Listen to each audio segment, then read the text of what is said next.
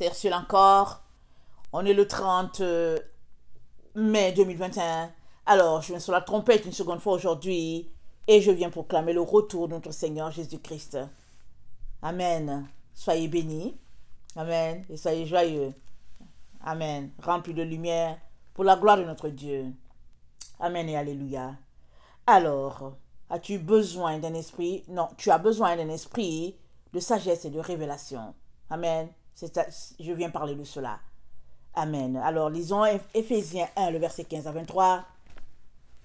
Tu as besoin d'un esprit de sagesse et de révélation. Dans les temps dans lesquels nous nous trouvons, on se rend compte que les enfants de Dieu, Amen, ont été voilés à plusieurs endroits. Ils ont été dépouillés. Et puis, finalement, ils sont perdus, complètement dans la confusion, ne sachant où se tourner et ne sachant vers qui aller. Alors que Dieu est là, les bras tendus, et il appelle ses enfants un à un à la maison. Amen. On est dans les temps où, plus que jamais, il se révèle à ses enfants, mais plusieurs sont encore dans la confusion. Alors, dans les temps dans lesquels nous nous sommes, Amen, le discernement, c'est la chose la plus importante. Alors, Éphésiens 1, le verset 15 à 23 nous dit, c'est pourquoi nous aussi, ayant entendu parler de votre foi au Seigneur Jésus, entendu parler de votre foi au Seigneur Jésus, voilà, et de votre charité pour tous les saints, je ne cesse de rendre grâce pour vous, faisant mention de vous dans mes prières, afin que Dieu de notre Seigneur Jésus-Christ,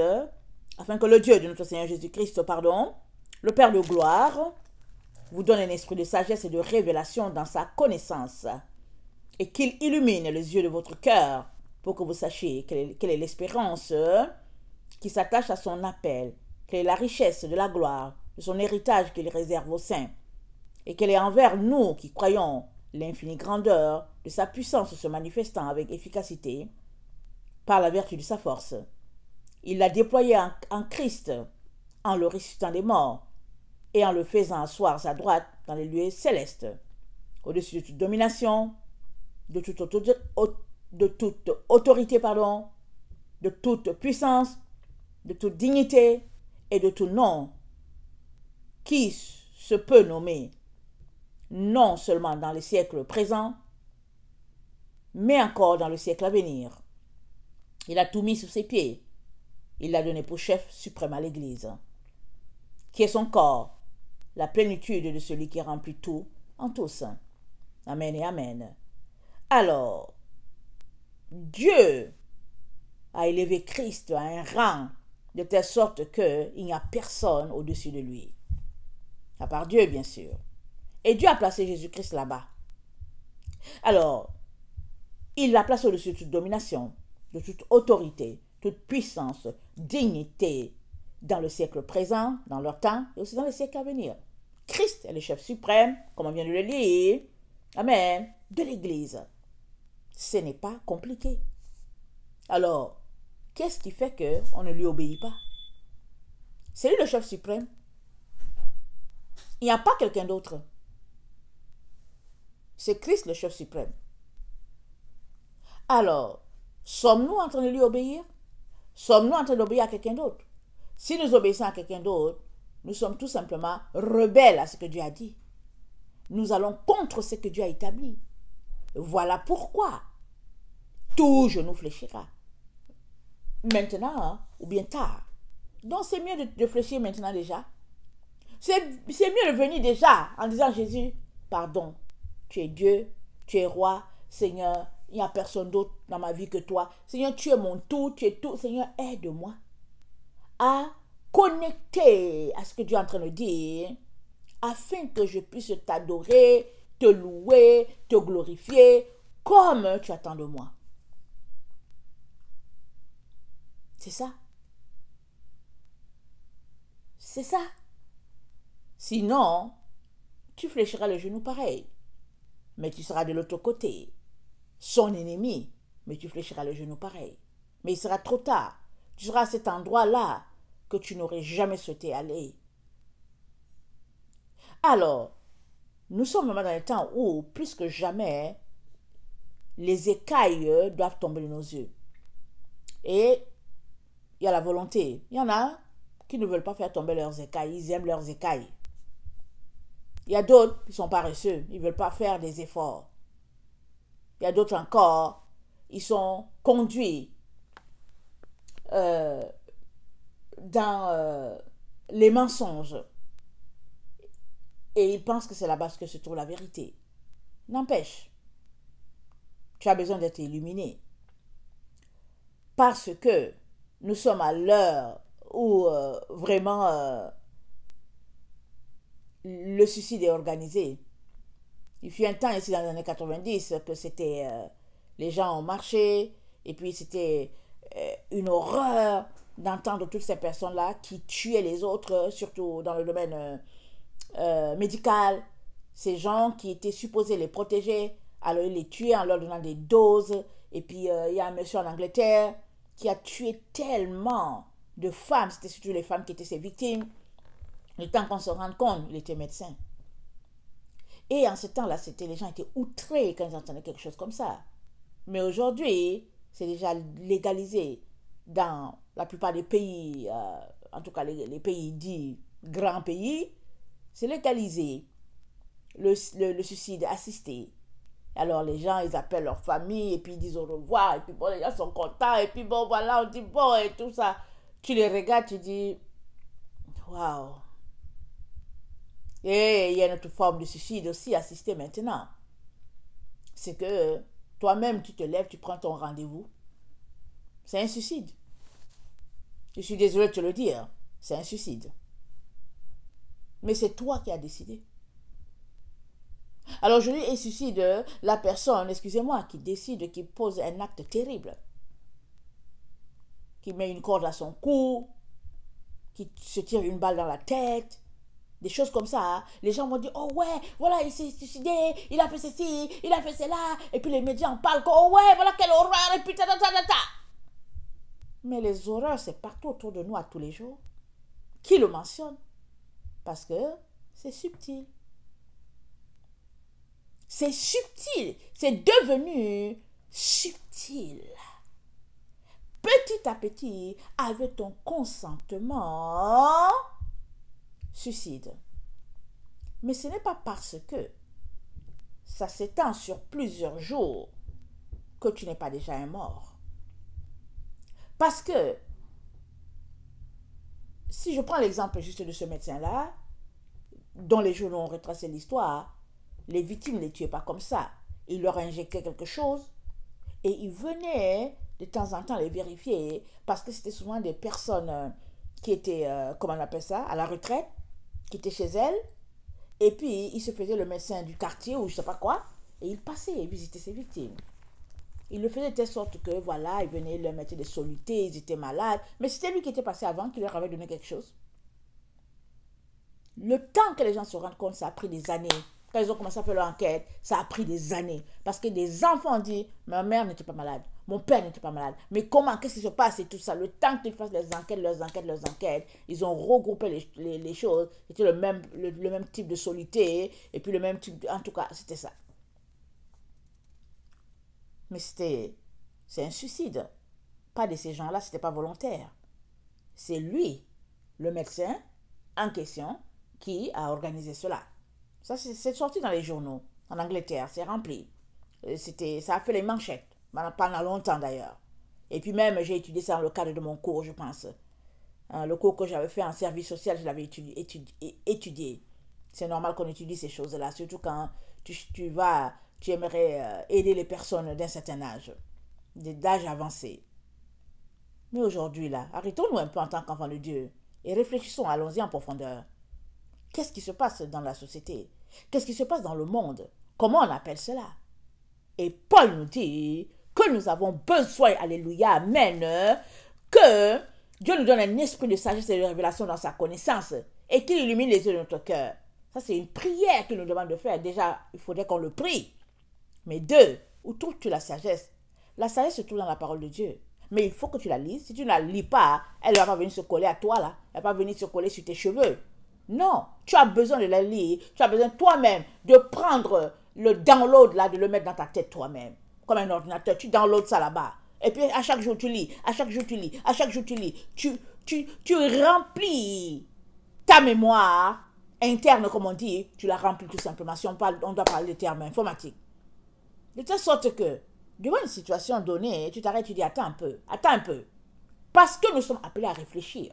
Aujourd'hui, ça dit qu'on nous pousse à ne plus réfléchir. Ça dit que la société est rendue une société automate. On nous a formatés, on est devenu comme si on est des machines manuelles. Regardez, quand on est en Afrique là, maintenant qu'on vit ici là, on ne réalise pas. Mais quand tu vis en Afrique là, tu regardes la télévision, tu te dis, mais qu'est-ce qui se passe avec ces gens-là? Mais pourquoi ils marchent vite comme ça? C'est quoi leur problème? Mais qu'est-ce qui se passe? Mais tu regardes ça et puis tu te dis, mais qu'est-ce qu'il y a? C'est parce qu'on ne vit pas en Occident. Mais quand tu vis en Occident, hein, tu ne réalises pas que tu entres aussi dans le système. Surtout en Europe.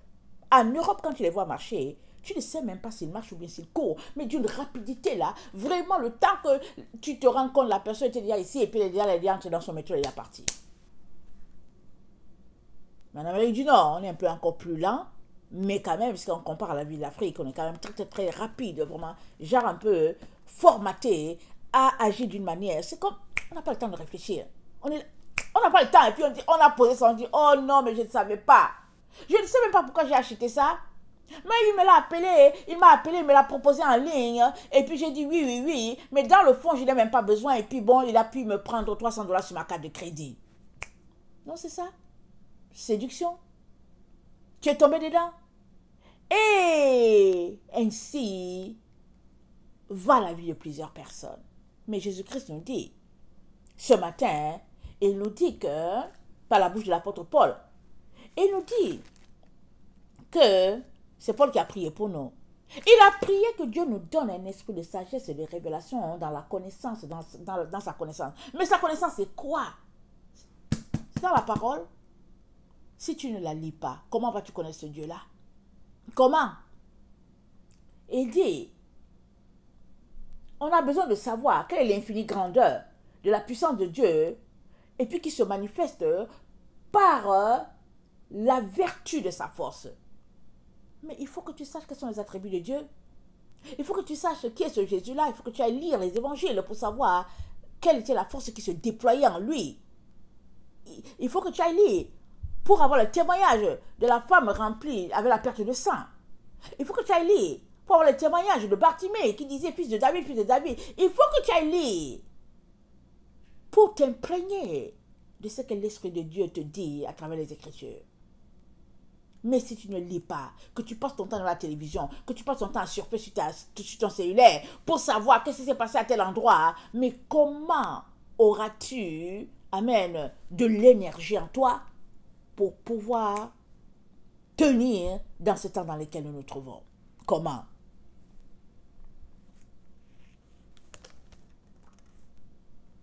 Le suicide, hein, il peut être secret ou il peut être assisté. Secret, comme j'ai dit, quelqu'un dit, oh oui, quelqu'un s'est enlevé la vie. C'était secret, il a fait son affaire.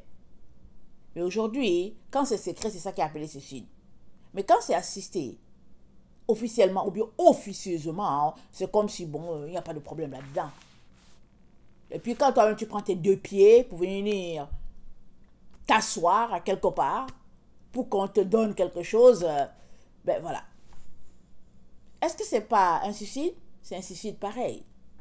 C'est tout simplement que tu ne sais pas que c'est un suicide. C'est comme toutes ces femmes-là, les pauvres, qui se retrouvent à vouloir une carrière, alors elles prennent des médicaments, ou je ne sais pas qu'est-ce qu'elles prennent, elles prennent des choses, pilules peut-être, peu importe la façon dont elles le prennent, soi-disant, pour bloquer le cycle menstruel, voilà, parce qu'elles ne veulent pas de grossesse. Parce qu'avec une grossesse, 9 mois, c'est pénible, et après cela, il faut traîner son corps, en tout cas, compliqué. Mais malheureusement, il y a plusieurs là-dedans qui prennent, et puis les grossesses passent sous forme de menstruation, elles ne savent pas. Et malheureusement, la conscience est tellement aveuglée par rapport au fait qu'il y a meurtre, que finalement, ça devient intégré à leur propre vie, elles ne se rendent pas compte. Et il y en a beaucoup qui sont à la maison de Dieu, et elles meurent, et on leur dit, on affiche sur eux, meurtrières. Elles ne savent même pas ce qu'elles ont fait. Mais elles arrivent là-bas et se rendent compte qu'il y a peut-être 4 ou 5 enfants qui sont là, qui déjà ont été évacués et qui réclament justice depuis longtemps hein, sur cette femme-là, qui fut leur mère. Mais elle ne sait pas. Si tu ne sais pas, comment est-ce que tu vas demander pardon à Dieu? Mais, voilà l'histoire. C'est toi-même qui allais prendre tes comprimés. C'est toi-même qui t'es levé tous les matins, tu avalais tes comprimés. Ou bien, je ne sais pas, qu'est-ce que tu as fait. C'est pour donner un exemple. Ok? C'est pour donner un exemple, pour dire, il y a des actions que nous posons parce que subtilement, petit à petit, la vie de la société nous a envoyés là, si bien que ce n'est plus péché pour nous. Notre conscience est souillée complètement, endormie. On ne réalise pas qu'on a offensé Dieu le Père, qu'on est loin de la vérité et que vraiment on a péché et qu'on doit venir devant Dieu dans la supplication, dans les pleurs pour dire papa pardonne-moi, papa pardonne-moi, j'ai péché, j'ai fait ce qui est grave à tes yeux, c'est grave ce que j'ai fait papa. Mais si ta conscience est endormie, comment vas-tu faire? Jamais tu ne te lèveras pour venir demander pardon. Elle est endormie comment? Elle est endormie peut-être par un slogan hein, qu'on t'a dit que c'est ton corps et que ça là, ce n'est rien. On t'a dit par exemple que le fœtus, hein, c'est pas une personne. On t'a dit c'est juste le nom, c'est fœtus. On t'a dit c'est pas une personne. Mais qu'est-ce que Dieu dit dans le psaume 139, je vais le lire rapidement. Parce que c'est là que se trouve la vérité. La vérité, elle est divine. Et la vérité, elle est dans la parole de Dieu. Alors, soit tu prends la parole de Dieu comme ta vérité et tu vis en fonction, soit tu écoutes ce que la société dit et finalement tu es perdu, tu es dans le champ. Alors, le psaume 139, David dit, attendez, le verset 14, je te loue de ce que je suis une créature si merveilleuse. Attendez.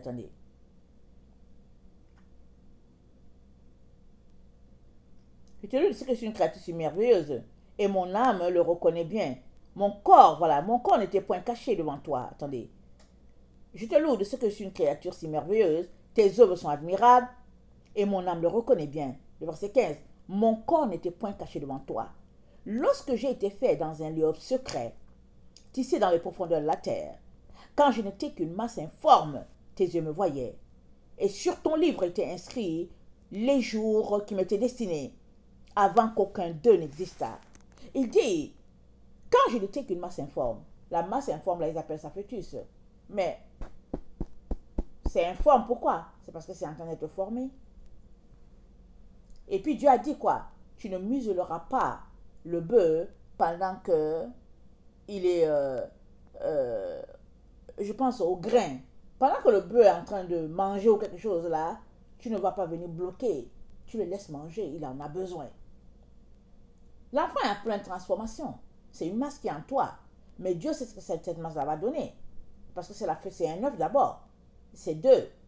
Ça vient, il y a l'un qui vient du côté du mâle, l'autre vient du côté de la femme. Et les deux se croisent. Et ça devient comme une boule. Et là, finalement, ça commence à se former. Et puis Dieu sait comment est le processus. Et puis petit à petit, mais c'est en marche là. Pendant 10 mois. Ou bien 40 semaines, comme ils ont réduit, mais c'est à peu près 10 mois. C'est là dans le ventre là. Mais Dieu a décidé que c'est comme ça. Dieu a décidé que c'est pas le corps de l'homme qui va porter, c'est le corps de la femme qui va porter. Il a décidé que c'est l'homme qui apporte la semence. Et toi, la femme, tu portes. Mais porte alors. Prends ton mal là, ta douleur là, prends ça seulement. Supporte seulement pour dire, Seigneur, vraiment c'est difficile, mais vraiment, fais-moi la grâce de supporter. Porte, c'est tout. Parce que, choisissant juste le plaisir et refusant l'autre, c'est avoir dit à Dieu, tu sais quoi, je te juge. Ce que tu as décidé là, c'est moi j'aime pas, mais moi j'ai décidé que voilà ce que moi je veux faire de mon corps. Alors ne sois pas étonné, c'est la sentence finale, c'est verdict mort sur toi. Parce que toi-même, de tes propres mains, tu as pris des mesures pour empêcher cela. Alors que Dieu appelle cela bénédiction. En tout cas, Dieu appelle les enfants la bénédiction. Je suis désolé de te le dire, c'est la bénédiction. Chaque enfant est une bénédiction. Chaque enfant. est une bénédiction. Maintenant, ça dépend. Pourquoi est-ce que toi, tu ne prends pas ça comme une bénédiction? Et si c'est ce que tu es, que tu ne prends pas ça comme bénédiction, viens devant Dieu, prie, supplie, demande-lui pardon du fait que lui, il appelle quelque chose bénédiction, mais toi, tu n'appelles pas sa bénédiction. Prie et pleure devant Dieu. Il te guérira, il te restaurera, il te fera grâce.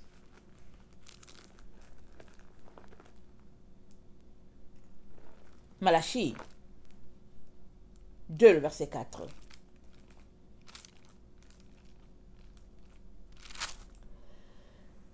Vous saurez que je vous ai adressé à cet ordre afin que mon alliance avec Lévi subsiste, dit l'Éternel des armées. Mon alliance avec lui était une alliance de vie et de paix, ce que je lui ai accordé pour qu'il me craignît. Et il a eu pour moi la crainte, il a tremblé devant mon nom. La loi de la vérité était dans sa bouche, et l'iniquité ne s'est point trouvée sur ses lèvres. La loi de la vérité était dans sa bouche. La loi de la vérité était dans sa bouche. Et l'iniquité ne s'est point trouvée sur ses lèvres. Il est important que toi et moi, nous puissions marcher par la loi de la vérité. Et la vérité, c'est Dieu. Il n'y a pas un autre chemin. Laissons tout ce qu'il raconte là. La loi de la vérité, elle est divine. Elle n'est pas de l'homme. C'est Dieu qui l'a instaurée. Et ce n'est que lui seul qui peut nous donner la victoire. Amen. Si nous marchons dedans. Parce que c'est lui le juge. Il t'a dit, voici la vérité. Il dit, voici le chemin, marche-y. Si tu ne marches pas sur ce chemin, comment feras-tu pour être vainqueur? Comment? Malachie 3, le verset 16 à 17. Alors ceux qui craignent l'Éternel se parlaient l'un à l'autre. L'Éternel fut attentif et il écouta. Un livre de souvenirs fut écrit devant lui pour ceux qui craignent l'Éternel et qui honorent son nom. Ils seront à moi, dit l'Éternel des armées. Ils m'appartiendront au jour que je prépare, j'aurai compassion d'eux. Comme un homme a compassion de son fils qui le sert. Et vous verrez à nouveau la différence entre le juste et le méchant. Entre celui qui sert Dieu et celui qui ne le sert pas. Amen. Il dit, et ils m'ont craint. Et un livre de souvenirs fut attentif. Un livre de souvenirs fut écrit devant l'Éternel pour ceux qui craignent son nom. Mais le livre de souvenirs, c'est pour qui? C'est pour ceux qui sont vivants. Amen. Le livre de souvenirs, c'est pour ceux qui sont vivants. Si tu n'es pas vivant là, si tu es déjà allé, comme on a dit, le suicide là, tu peux prendre un suicide assisté et ça peut se faire comme ça. Tu peux prendre un suicide assisté, ça peut durer sur plusieurs jours. Ça dépend du médicament qu'ils ont mis. Amen. Je ne dis pas qu'il faut que tu prennes, hein. Ça c'est un exemple que je vais te prendre. Ok? Peut-être que je prends mal l'exemple, mais ça dit, ok, quelqu'un peut se retrouver, alors voilà, il faut que je le dise comme ça. Quelqu'un peut se retrouver à aller prendre un médicament pour son suicide. Amen. Prenons-le comme ça. Alors ça peut durer. Exemple 8 heures. Pour une autre, il peut le prendre, ça peut durer 2 ans. Mais c'est suicide pareil. Tout dépend de la façon que tu as pris ton suicide et comment ça agit. Mais c'est suicide pareil. Finalité là, c'est suicide. Mais si tu as appris ça là, le livre de souvenirs là, qu'on vient de dire là, que Dieu dit qu'un livre de souvenirs fut ouvert devant lui là, mais c'est pour les vivants. Si tu n'es plus déjà là, le livre de souvenirs là, c'est pas pour toi. C'est pour les vivants. Et Dieu a ouvert le livre de souvenirs pour ses enfants qui craignent son nom. Amen. Dans le temps dans lequel nous sommes là. Es-tu de ceux qui craignent le nom de Dieu? Alors le livre de souvenirs sera ouvert devant Dieu et Dieu verra les œuvres que tu as placées là. Parce que tu es vivant. Mais si tu es mort, on va se souvenir de quoi? De quoi va-t-il se souvenir notre Dieu? On a l'impression que Dieu est vraiment dans son bonheur total, complet et puis heureux. Mais tous les jours, Dieu pleure. Il pleure pour ces enfants-là qui quittent la maison en masse. Il pleure et il pleure et il pleure. Notre Seigneur Jésus pleure, il verse des chaudes larmes à tous les jours. Pour tous ces enfants qui se laissent emporter par toutes sortes de séductions. Qui décident de quitter la voie de la vérité pour aller vers la voie de l'illusion. Et moi, je viens t'encourager ce matin. Je viens te dire, mon frère, ma soeur, il faut sortir de toutes ces affaires-là. Ne perds pas ton temps à écouter. Toutes ces personnes-là qui sont remplies de mensonges, d'illusions, et qui sont là, au fait, de payer pour que un bon nombre soit conduit en enfer. Les gens sont sans scrupules aujourd'hui. Pour leur poche, ils ne craignent pas de faire des propagandes mensongères. Ils ne craignent pas de booster des programmes, des idéologies. Ils ne craignent pas. Parce qu'eux, ils veulent leur salaire. Ils sont là, c'est comme du marketing, du lobbying. C'est ça qu'ils sont en train de faire. Mais toi là, tu as besoin d'être illuminé. Paul a prié pour toi. Mais qu'est-ce que tu fais de ton temps? C'est quoi que tu fais pour être emporté par toutes sortes de séductions dans les temps dans lesquels nous sommes? Qu'est-ce que tu fais? Vraiment, ressaisis-toi, mon frère, ma soeur. Seigneur Jésus-Christ, je viens te dire merci pour tes enfants, partout dispersés sur cette planète Terre. Beaucoup sont confus. Dans ce temps dans lequel nous nous trouvons, Seigneur, je prie, mon Dieu, mon roi. Je te demande pardon. Seigneur, je te demande pardon. Je te demande seulement pardon pour ceux qui sont déjà égarés. Comme tu es le Dieu, là, tu es juste juge, Seigneur. Je prie, parce qu'avec toi, Seigneur, il y a toutes sortes de possibilités.